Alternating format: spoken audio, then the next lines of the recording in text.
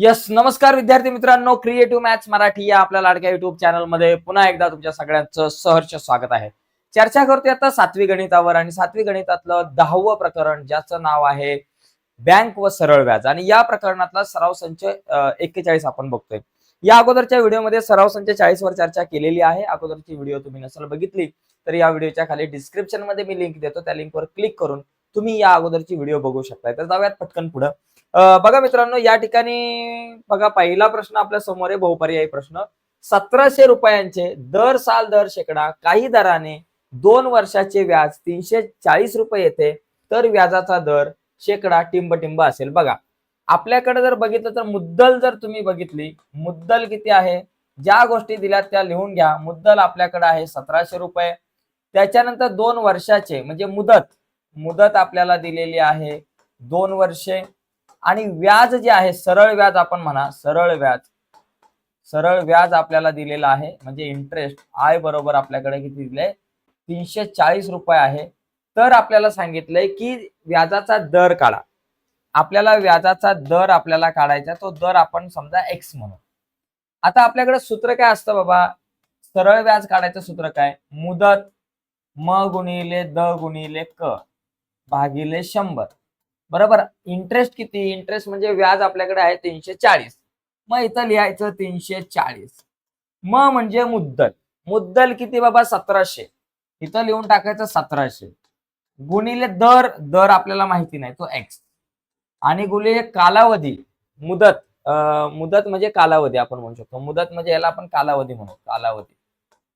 Okay, कालावधी जी आहे ती किती आहे बाबा 2 वर्ष. मग इथं लिहायचं 2 वर्ष आणि भागिले आपले 100. बघा 100 गेले, हे 2 शून्य गेले. ओके, 340 आपल्या जाग्यावर 17 गुणिले 2 किती बाबा, 17 दुने 34 आणि हा बाबा एक्स. 34 गुणिले इकडे आले भागिले 340 भागिले 34 बरोबर एक्स.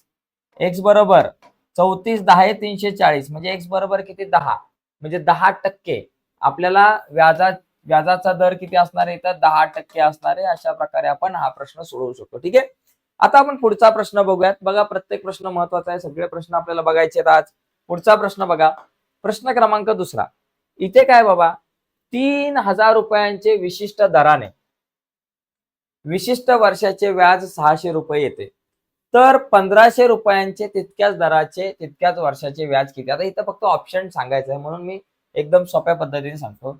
बघा 3000 रुपयाचा जर तुम्ही बघितला, 3000 रुपयाचं व्याज येतं 600 रुपये. 3000 रुपयावर व्याज येतं 600 रुपये. तर 1500 रुपयांचे व्याज किती, 1500 रुपयांचं व्याज आपण एक्स म्हणू. बघा 3000 रुपयावर 600 रुपये व्याज येतं, तर 1500 रुपयावर एक्स रुपये. आता इथं कॅल्क्युलेशन करायची गरज नाही. ज्यावेळेस तुम्हाला असा बहुपर्यायी प्रश्न येईल तेव्हा कॅल्क्युलेशन करायची गरज नाही, म्हणजे कॅल्क्युलेशन करून तुम्हाला उत्तर डिटेलमध्ये लिहायची गरज नाही, फक्त ऑप्शन सांगायचं आहे. तर इथं मला काय करायचं आहे, तर मी ही सोपी ट्रिक तुम्हाला सांगतो. 3000 रुपयावर 600 रुपये तर 1500 रुपयावर किती, तर एक्स. बघा हा शून्य गेला, हा शून्य गेला, 6 भागिले 30 बरोबर एक्स भागिले 1500. आता तिरकस गुणा करू 30 गुणिले एक्स 30 एक्स बरोबर 6 गुणिले 1500, 6 गुणिले हे 1500 करून टाका.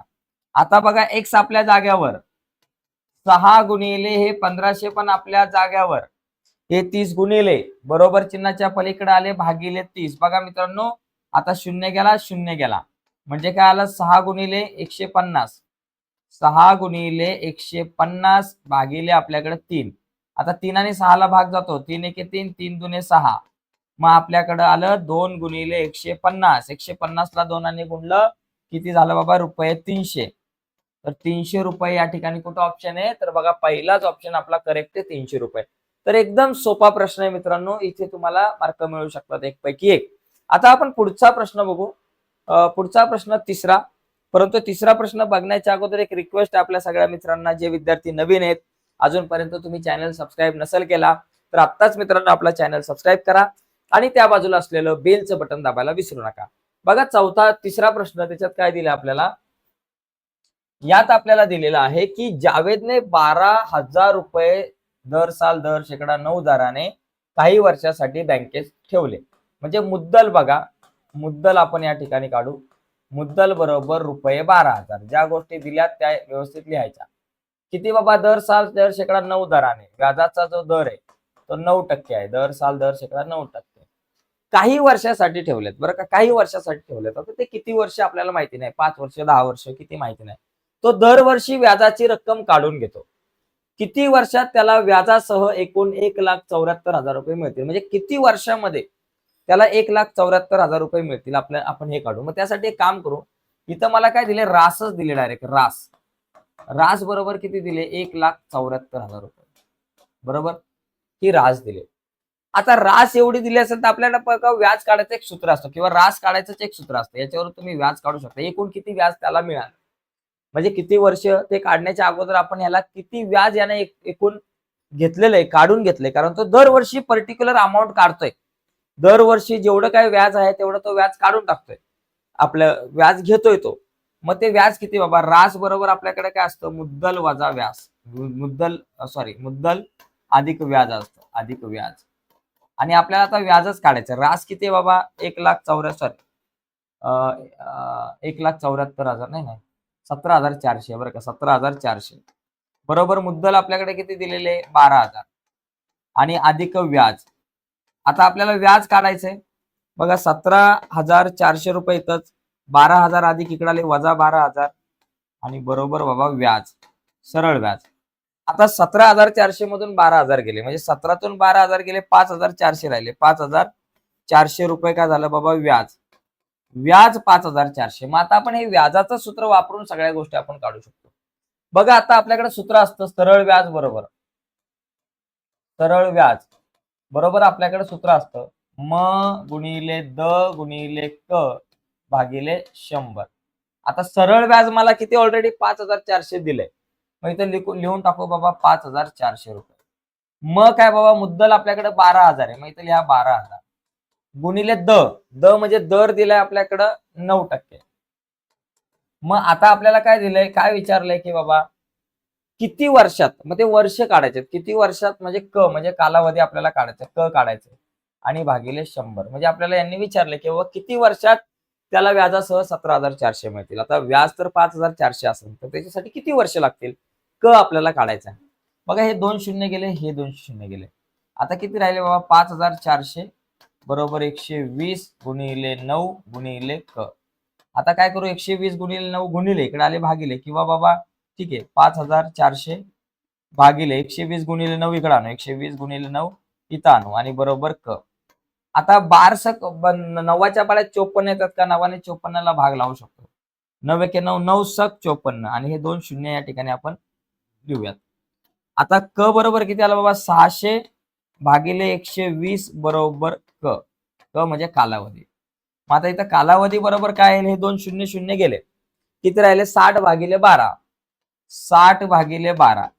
आता मग कालावधी जो आहे आपल्याकडं तो किती आला, 12 पंचे 60. 12ने 60ला भाग लावला 5 आलं. 12 पंचे 60 म्हणजे 5 वर्ष, विषय संपला. तर अशा प्रकारे हा कालावधी 5 वर्ष आहे. म्हणजे 5 वर्ष लागतील 17,000 रुपये 400 साठी. म्हणजे व्याजासह एकूण 17,000 रुपये 400 रुपये केव्हा मिळतील, 5 वर्षानंतर मिळतील. ओके, तर अशा प्रकारे आपल्याला हा तिसरा प्रश्न आपण सोडू शकतो. पुढचा प्रश्न बघूयात. बघा, इथे आपल्याला दिलंय की लताबेन यांनी गृहोद्योग सुरू करण्यासाठी बँकेतून काही रक्कम दर साल दर शेकडा 10 दराने 2.5 वर्षासाठी कर्जावर घेतली. त्यांनी कर्ज फेडण्यासाठी एकूण 10,250 रुपये व्याज दिले. तर त्यांनी एकूण किती रक्कम कर्जावर घेतली होती. म्हणजे इथं मला मुद्दल जी आहे, मुद्दलच माहिती नाही, ती मुद्दल आपल्याला काढायची, तर तिला आपण x रुपये मानू. आता इथं तुम्ही जर दर बघितला, दर आपल्याला किती दिलाय बाबा, 10%. आणि त्याच्यानंतर कालावधी आपल्याकडे किती आहे बाबा, किती वर्षासाठी, 2.5 वर्षासाठी. मग 2.5 वर्षाला तुम्ही इथं असं 2.5 वर्ष सुद्धा लिहू शकता. बरोबर. आणि एकूण व्याज किती बाबा, त्यांनी कर्ज फेडण्यासाठी एकूण 10,250 रुपये व्याज दिलंय. व्याज जे आहे आपल्याला, ते व्याज आपल्याला इथं माहिती आहे 10,250 रुपये. तर आपल्याला ही मुद्दल काढायची. आता आपल्याकडे व्याजाचं सूत्र असतं सरळ व्याज. सरळ व्याज बरोबर आपल्याकडे सूत्र काय असतं, म गुणिले द गुणिले क भागिले 100. आता सरळ व्याज मला 10,250 आहे माझ्याकडे. बरोबर. म म्हणजे मुद्दल आपल्याला माहिती नाहीये. दर किती 10 आहे आणि गुणिले हे 2.5 आहे आणि भागिले आपल्याकडे किती बाबा 100 आहे.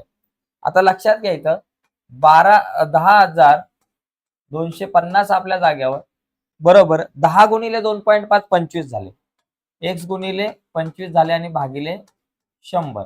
25 एके 25, 25 चोक 100 बरोबर. मग आपल्याकडे 10,250 बरोबर x भागिले 4 आले. आपल्याला x ची किंमत काढायची. 4 भागिले इकडे आले गुणिले 1,250 गुणिले 4 बरोबर x. आता 10,250 ला कितीने गुणायचं 4 ने. 4 0 0 4 पंचे 20चे 0 आजच्याला आले 2 4 दुने 8 9 10 10चे 0 आजच्याला आले 1 4 0 0 आणि हा 1 आणि 4 1 4 41,000. x बरोबर किती रुपये 41,000. म्हणजे या ठिकाणी लक्षात घ्या मुद्दल किती झाली 41,000 रुपये. तर इथं त्यांनी एकूण किती रक्कम कर्जाऊ घेतली होती तर लताबेन यांनी एकूण 41,000 रुपये कर्जाऊ घेतली होती असं आपल्याला म्हणता येईल. तर असा हा प्रश्न आपल्याला सोडवायचा. ठीक आहे. आता पुढे जाऊयात. पुढचा बघा शेवटचा प्रश्न आहे आणि त्या प्रश्नामध्ये आपल्याला अशा प्रकारे हा तक्ता पूर्ण करायचा आहे. तर सोपं आहे. इथं मुद्दल दिले, व्याजाचा दर दिलाय, मुदत दिले, तर व्याज आणि रास काढायचे. तर मी व्याज काढतो. पहिल्या प्रश्नामध्ये बघा, पहिल्या प्रश्नामध्ये आपल्याला माहिती आहे व्याज काढायचं फक्त सूत्र लिहायचंय. व्याज काढायचं, व्याज म्हणजे इंटरेस्ट मी आय लिहितो. काय बाबा म गुणिले द गुणिले क भागिले आपल्याला 100. सूत्र व्यवस्थित लिहायचंय. म म्हणजे मुद्दल किती बाबा 4,200 गुणिले दर किती बाबा 7% गुणिले कालावधी किती 3 वर्ष आणि भागिले आपले 100. 0 0 गेले 0 0 गेले 42 गुणिले 7 त्रिक झाले 21. इथे लिहायचं 21. 21 गुणिले 42 21 दुने 42 चे 2 आजच्याला आले 4 21 चौक 84 84 आणि 4 किती झाले बाबा 88 882. तर या ठिकाणी व्याज किती आला बाबा रुपये 882 रुपये व्याज आला. आणि रास म्हणजे काय असते बाबा रास जर तुम्हाला विचारलं रास म्हणजे काय बाबा मुद्दल अधिक व्याज. मुद्दल अधिक व्याज म्हणजे रास. मुद्दल अधिक व्याज. मुद्दल किती बाबा 4,200 अधिक व्याज किती बाबा 882 रुपये. मग बघा 4,200 अधिक 882 किती 2 अधिक 0 2 8 अधिक 0 8 8 आणि 2 10चे 0 आजच्याला 1 किती बाबा 5,082. इथं लिहायचं रुपये 5,082. तर अशा प्रकारे मित्रांनो आपल्याला ही सारणी आणि हा तक्ता पूर्ण करायचा. तर पुढचे पण गणित बघू. एकदा आपण हे चेक करूयात आपला या सारणीमध्ये बरोबर आहे. चला पहिला मुद्दा बरोबर आहे. आता दुसरा प्रश्न बघा. याच्यातला दुसरा पण बघू. आता इथं आपल्याला फटाफट काही गोष्टी रफ कराव्या लागतील. दुसरा प्रश्न ज्याच्यात काय दिले आपल्याला इथं मुद्दल माहिती नाहीये. आपल्याला 6% व्याजाचा दर आहे, मुदत दिले, व्याज दिले. आपल्याला तेच सूत्र वापरायचं आहे. आय बरोबर म गुणिले द गुणिले क भागिले 100 बरोबर. आता याच्यामध्ये जर तुम्ही आय बघितला आय मला किती बाबा व्याज दिले 1,200 रुपये. मग इथं लिहायचं 1,200 रुपये. म म्हणजे मुद्दल मला माहिती नाहीये. मग त्या मुद्दलीला आपण सध्या एक्स म्हणू. गुणिले दर किती 6% आणि मुदत किती 4 वर्ष. 6 गुणिले 4 आणि भागिले बाबा आपले हे 100. आता बघा इथं 1,200 आपल्या जागेवर लिहा आणि गुणिले 100 भागिले इकडे आले गुणिले 100 आणि बरोबर x गुणिले 6 चोक 24 बरोबर. आता 12 गुणिले 100 आपल्याकडे आले बाबा 12 गुणिले 100 म्हणजे तुम्ही जर बघितलं इथं बघा 24 गुणिले x आपल्याकडे समजा 24 x येतील आणि 12 गुणिले 100 केलं तर 1,200 येतात आणि त्याच्यावरचे हे 2 शून्य म्हणजे 1,200 गुणिले 100 केलं की आपल्याकडे 1,20,000 वगैरे येतील. x आपल्या जाग्यावर 120 आणि त्याच्यावरती 1 2 3 शून्य आपल्या जाग्यावर 24 गुणिले इकडे आले भागिले. आता 24 एके 24 24 पंचे 120 येतात. 24 पंचे 120 आणि 1 2 3 हे शून्य म्हणजे x बरोबर किती बाबा तुमच्याकडे आलं 5,000 रुपये. x बरोबर 5,000 रुपये म्हणजे तुमची जी मुद्दल आहे मुद्दल किती बाबा इथं आली 5,000 रुपये. तर मुद्दल तुमची 5,000 रुपये आली. त्याच्यानंतर व्याज आपल्याकडे किती बाबा आपल्याकडे व्याज 1,200 रुपये. मग रास किती आली हे रास म्हणजे काय मुद्दल अधिक व्याज. मुद्दल 5,000 आणि हे 1,200 5,000 आणि 1,200 किती झाले 6,200. 5,000 आणि 1,200 किती झाले 6,200 रुपये. आता इथे बघा आता इथे तुम्हाला मुदत काढायची. आता बाकी मी काही गोष्टी रफ करतो. आता या ज्यांची आवश्यकता नाहीये त्या गोष्टी आपण रफ करू आणि पटापट हे छोटे छोटे 2-3 प्रश्न आहेत ते आपण कव्हर करून घेऊयात. बघा फास्ट बघूयात. याच्यामध्ये बघा हा तिसरा जो प्रश्न आहे सूत्र हे लिहून टाका. चला म द क बरोबर भागिले सूत्र आपण लिहून टाका. आय बरोबर म गुणिले द गुणिले क भागिले 100. ठीक आहे. आता इथं मला आय ची किंमत दिली बाबा 800 रुपये व्याज दिले. इथं लिहायचं 800 रुपये बरोबर. मग मुद्दल किती झाले 8000 रुपये. मी इथं लिहून टाका 8000 रुपये गुणिले दर दिलाय 5%. क म्हणजे कालावधीला तुम्ही एक्स माना आणि भागिले बाबा आपले 100. हे 2 शून्य गेले, हे 2 शून्य गेले बरोबर. मग आता माझ्याकडे काय आलं बाबा 80 गुणिले 5 बघा इथं आपल्याकडे आलं 800. 8×5 = 40. या ठिकाणी 8×5 = 40 म्हणजे तुमच्याकडे आलं 400 आणि गुणिले आपला हा एक्स बरोबर. आता 400 गुणिले इकडे आले भागिले. मग 800 भागिले 400 बरोबर एक्स. एक्स बरोबर 4 दुने 8 म्हणजे 2 झालं. एक्स बरोबर 2 म्हणजे तुमच्याकडे इथे किती झाली बाबा 2 वर्षे झाले. ठीक आहे. आता बाकी पुढच्या गोष्टी एकदम सोप्या आहेत. आपल्याकडे मुद्दल 8000 आहे, व्याज 800 आहे. मग हे 8000 अधिक 800 किती झालं 8800 म्हणजे रास किती झाली बाबा 8800 रुपये. तर एकदम सोपा प्रश्न मित्रांनो. स्क्रीनशॉट तुम्ही मध्ये मध्ये घेऊ शकता तुम्हाला जर आवश्यकता असल्यास. ठीक आहे. तर बघा पुढचे आता 2 याच्यामध्ये प्रश्न आहेत. ते दोन्ही प्रश्न आपण या ठिकाणी बघूयात. बघा इथं आपल्याला काय करायचं मुद्दल काढायचे. आता इथं एकदम सोपी गोष्ट आहे. मुद्दल काढणं पण एकदम सोपं आहे. आता रास तुमच्याकडे 18,000 आहे. त्याच्यामधून व्याज जर तुम्ही 6,000 वजा केलं 18,000 रुपयामधून व्याज जर का तुम्ही 6,000 वजा केलं 8तून 6 गेले 2 किती आले 12,000. 18 मधून 6 गेले 12,000 म्हणजे तुमच्याकडे इथे किती येईल बाबा 12,000 रुपये. इथे तुमच्याकडे उत्तर येईल 12,000 रुपये. 12,000 रुपये मुद्दल आहे बरोबर. आता मुदत काढायची आपल्याला. आपल्याकडे सूत्र असतं आय बरोबर म गुणिले द गुणिले क भागिले 100. आय किती दिले बाबा 6,000. मग इथं लिहायचं 6,000. ठीक आहे. 6,000 लिहिलं बरोबर. आपल्याकडं म किती मुद्दल किती बाबा 12,000 आहे. मग इथं लिहून टाका 12,000 गुणिले दर किती आहे 5% आणि गुणिले क कालावधी काढायचा आणि भागिले बाबा आपले 100. हे 2 शून्य गेले, हे 2 शून्य गेले बरोबर. मग आता इथं काम करू आपण लिहूया 6,000 आपल्या जागेवर लिहू बरोबर.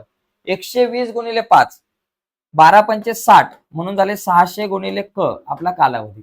600 गुणिले इकडे आले भागिले. मग 6,000 भागिले आपले 600 बरोबर क क म्हणजे कालावधी. मग आता बघा या ठिकाणी काय येईल आपल्याकडं 1 2 1 2 शून्य गेले म्हणजे 60 भागिले 6 6 10 60 म्हणजे क बरोबर किती आलं तुमच्याकडे 10. कालावधी किती बाबा 10 वर्ष. या ठिकाणी तुम्ही म्हणू शकता की बाबा कालावधी जो आहे तो 10 वर्ष आहे. तर असं आपल्याला हे कॅल्क्युलेशन शॉर्टकट मध्ये करायचं. आता पुढचा एक प्रश्न आपण बघू. आता मी हे बाकी रफ करतो फटाफट. आता हे तुम्हाला माहिती आहे कसं सोडवायचंय. ऑलरेडी बरेचशी गणितं आपण बघितले दोन्ही या सराव संचामध्ये. आता हा 5वा प्रश्न बघा ज्याच्यामध्ये मला मुद्दल माहिती नाहीये काय ते. पहिली मुद्दल काढू. व्याज आपल्याकडे सूत्र आहे म गुणिले द गुणिले क भागिले बाबा आपला 100. आता व्याज किती दिलाय आपल्याला 2,400. 2,400 बरोबर. बरोबर म माहिती नाहीये त्याला आपण एक्स म्हणू मुद्दलला. दर किती 2.5%. 2.5%ला 2.5 असं पण आपण लिहू शकतो. क म्हणजे कालावधी 5% भागिले बाबा आपले 100. ठीक आहे. आता एक काम करा 100 भागिले इकडे आले गुणिले किती बाबा 2,000 किंवा एक काम करू आपण 2,400 बरोबर एक्स गुणिले 2.5 गुणिले 5 भागिले 100. इथे एक काम करू आपण 2.5 चे 25 जर केले तर कॅल्क्युलेशनला बरं पडेल. मग एक काम करा वर आणि खाली कितीने गुणा 10ने गुणा. वर आणि खाली आपण 10ने गुणू म्हणजे हे 2.5 चे 25 होऊन जाईल बघा. मग काय होईल 2,400 बरोबर एक्स गुणिले 2.5 चे झाले 25 आणि गुणिले 5 भागिले बाबा आपले 100 चे झाले 1,000. 100 चे झाले 1,000. आता 25 ने 1,000 ला तुम्ही भाग लावू शकता. 25 ने जर 1,000 ला भाग लावला 25 एके 25 25 चौक 100 आणि 40 झाले बरोबर. आता 5 परत 40 ला भाग जाऊ शकतो. 5 एके 5 5 8 40. आता 8 भागिले इकडे आले गुणिले म्हणजे तुमच्याकडे एकंदरीत जर तुम्ही बघितलं तर आपल्याकडे किती येईल बाबा हे 2400 बरोबर एक्स भागिले 8 येते. 8 भागिले इकडे गेले गुणिले म्हणजे तुमच्याकडे एक्स बरोबर किती येतील 2400 गुणिले 8 असं काहीतरी येईल. आणि एक्स बरोबर 2400 गुणिले 8 किती 800 800 8 चौक 32 चे 2 हातच्याला आले 3 8 दुने 16 17 18 19 म्हणजे किती आलं 192 वरती तुमचे 2 शून्य. 192 वरती 2 शून्य म्हणजे 19,200 तुमच्याकडे आलं. 19,200 रुपये आपल्याकडे काय आलं बाबा या ठिकाणी मुद्दल. आता मला व्याज आहे 2,400 मग रास किती 19,200 अधिक 2,400 रास किती झाली 19,200 अधिक 2,400 400 बघा 0 0 2 आणि 4 6 9 आणि 2 झाले आपल्याकडे 11चे 1 हातच्याला 1 216 वरती 2 शून्य म्हणजे 21,600 21,600. तर अशा प्रकारे हे कॅल्क्युलेशन करू शकतो. एकच सूत्र वापरायचं सगळीकडं, ते म्हणजे सरळ व्याजाचं सूत्र. तर त्या एकाच सूत्राचा वापर करून आपल्याला ही सगळी गणितं मित्रांनो व्यवस्थित सोडवायची आहे. तर आजच्या या चर्चेमध्ये मित्रांनो इथंच थांबूयात. नक्कीच तुम्हाला व्हिडिओ जर आवडली असेल तर व्हिडिओला लाईक करा. नवीन असाल तुम्ही आपल्या युट्यूब चॅनलवर आणि अजूनपर्यंत चॅनल सबस्क्राईब नसेल केला तर आत्ताच आपला चॅनल सबस्क्राईब करा आणि त्या बाजूला असलेलं बेलचं बटन सुद्धा दाबा, जेणेकरून मी अपलोड केलेल्या प्रत्येक नवीन व्हिडिओची नोटिफिकेशन तुमच्यापर्यंत पोहोचेल. धन्यवाद मित्रांनो, बाय सर्वांना.